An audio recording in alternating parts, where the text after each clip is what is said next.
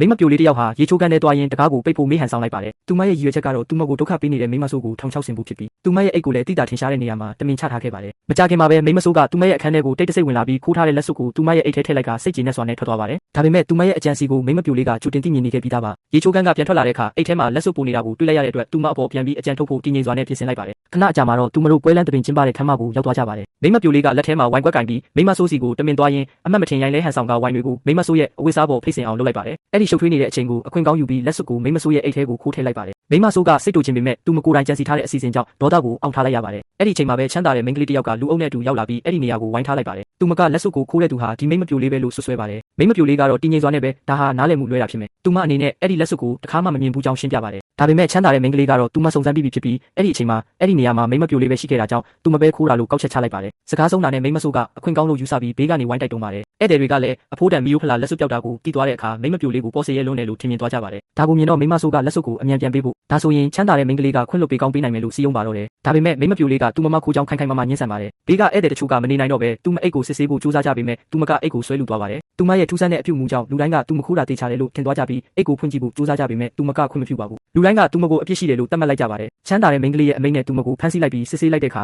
အိတ်ထဲမှာလက်စွပ်မတွေ့တော့ပါဘူး။ချမ်းသာတဲ့မိန်းကလေးလည်းအံ့အားသင့်သွားပါတယ်။မိမပြိုလေးကသူမကိုယဉ်ကျေးမှုမရှိဘူးလို့ချက်ချင်းဝေဖန်လိုက်ပေမဲ့ချမ်းသာတဲ့မိန်းကလေးကတော့ဂုဏ်သိက္ခာကိုထိန်းတဲ့အနေနဲ့သူမရဲ့အာဏာကိုသုံးပြီးမိမပြိုလေးရဲ့ခန္ဓာကိုယ်ကိုပါစစ်ဆေးဖို့လုပ်ပါတော့တယ်။အဲ့ဒီလိုအရေးကြီးတဲ့အချိန်မှာပဲချမ်းသာတဲ့မိန်းကလေးရဲ့အဖိုးရောက်လာပြီးအားလုံးကိုတားဆီးလိုက်ပါတယ်။အဖိုးကိုမြင်တော့ချမ်းသာတဲ့မိန်းကလေးကလက်စွပ်ကိုခိုးသွားတဲ့မိမပြိုလေးကိုခန္ဓာကိုယ်စစ်ဆေးခြင်းနဲ့လို့တိုင်ကြားပါတယ်။ကံကောင်းစွာနဲ့ပဲအဖိုးကသူမကိုတားလိုက်ပါတယ်။အဖိုးကချမ်းသာတဲ့မိန်းကလေးကိုချက်ချင်းစူပူလိုက်ပြီးမိမပြိုလေးစီသွားကဘာတွေဖြစ်ခဲ့လဲလို့မေးမြန်းပါတယ်။အဲ့ဒီတော့မှပဲမိမဆိုးကမိမပြိုလေးဟာအချမ်းသာဆုံးပုဂ္ဂိုလ်နဲ့တီကျွမ်းနေမှန်းသိသွားပါတော့တယ်။